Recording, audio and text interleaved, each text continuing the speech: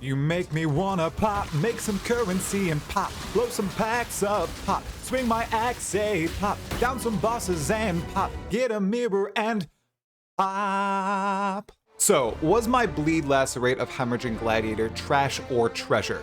To summarize, it was excellent defensively and mediocre offensively. If you would like a smooth league start, a chill second character that rocks at low investment and scales very well at high investment, I would highly recommend this build. This video isn't a typical Zero to Hero or League Starter update, but a concise list of tips for anyone looking to play this build or its many variants. If you like this style of video from me, make sure you hit the like button and to subscribe to Talkative Try for more Path of Exile 1 and Path of Exile 2 content. Tip number 1, go spell suppression ASAP, use the passive skill tree and evasion armor gear. It's seriously a huge quality of life having spell suppression, even if you're not at cap. It makes you far more survivable and you can literally tank almost anything in the game. It feels super good. I skipped over this and I went armor gear to start out. I highly regret it. Do not do this. Just go for spell suppression and use the tree and your gear. Tip 2. Just use blood magic. Once again, I tried to use mana and try to finagle my way with recovery and using mana pots and the minus mana cost rings and the like, and then I swapped to blood magic and it just felt much better on this build. And if you need some extra assistance, you can always use vitality, but just go with blood magic. Don't try to make mana work, seriously. It doesn't feel good. Blood magic feels way better with this build. Tip 3, stick with shields.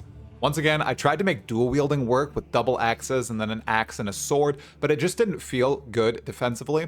Even though it was a little bit better offensively, I was still getting chunked down and I wasn't able to stand and tank certain hits from monsters and bosses. With a shield, you totally can, and the DPS really isn't that much worse. And even though it's dot, you still need to be hitting your enemy to do damage to them. So if you're not able to stand there and hit your enemy and you have to move around constantly because you don't have a shield, it feels truly bad. So I'd recommend sticking to a shield with this build.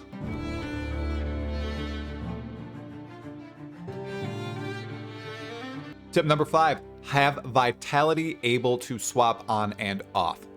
So this is the aura that gives you health regeneration, and it's very useful in scenarios wherein you need it, such as lots of areas that have damage over time effects, and if you just find yourself using too much health for blood magic, vitality really does help out.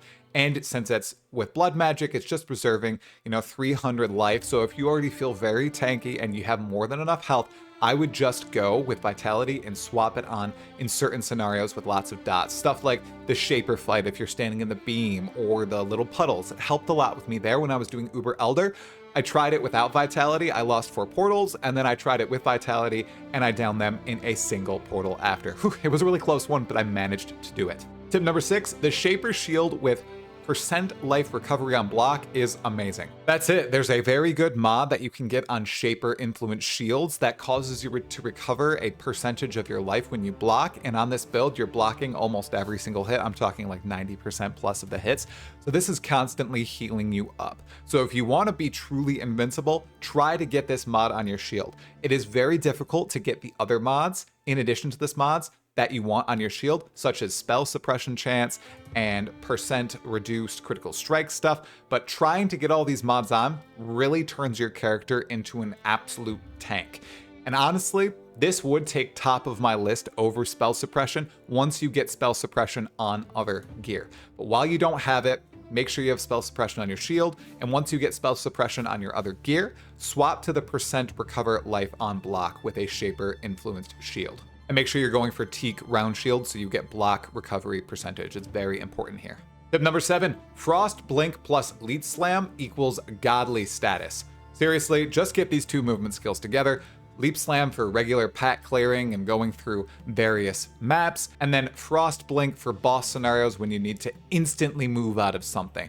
You can be reduced in terms of your action speed on this build. It's not something like a Juggernaut, so you're going to want Frostblink so you can instantly get out of certain scenarios. With Leap Slam, you can't do that. Sometimes it's a little bit slow to react. With Frostblink, you don't have that issue.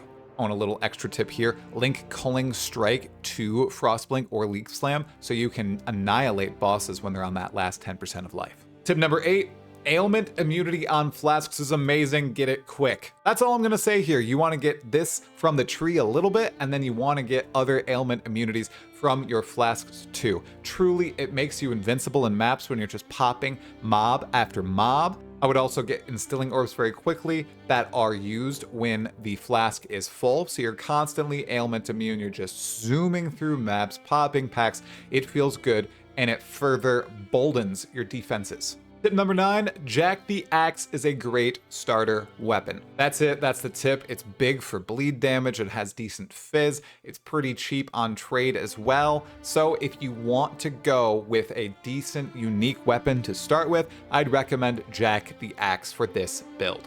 Tip number 10, start spinning up Reaver Axe's bases very quick via Harvest. Seriously, I recommend you farm Harvest with this build. We'll talk about that very soon, but you can just infinitely re-roll Reaver Axe bases to get some good phys rolls on them. That's a very cheap and very quick way to do this.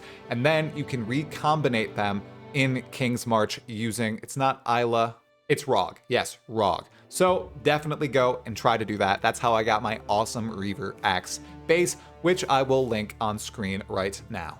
Tip 11. Wait to pop mobs on bosses, it's worth it. Seriously, if you want to explode bosses very quickly, make sure that you drag packs around them first or just wait for packs to spawn around the boss. They will explode in mere moments. 12. Always go for Jagged Technique.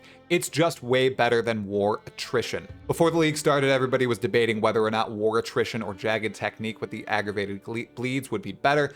I can now conclusively say that War Attrition is worse than using Jagged Technique. You want those aggravated bleeds on your opponents as much as possible, and you have a 100% chance to do so with Jagged Technique. War Attrition relies on you taking a super long time to fight something, and the damage on this build is actually pretty decent when it comes to single target bosses, so you definitely want to go with Jagged Technique. It also helps you destroy regular packs far easier, rares in maps, so go for Jagged Technique. Don't try out War Attrition. Tip 13, Crimson Dance is bait. It's simple. You won't be able to attack fast enough using this build to make this skill worthwhile on your passive skill tree. Do not take it. Don't even try it. Just go with the big, meaty swings and attacks. Don't try to attack super fast with this particular build. You also want to stick with a shield, and your attack speed really won't get up there if you're not dual wielding, so just ignore Crimson Dance altogether. Tip 14, the following leagues are your friends.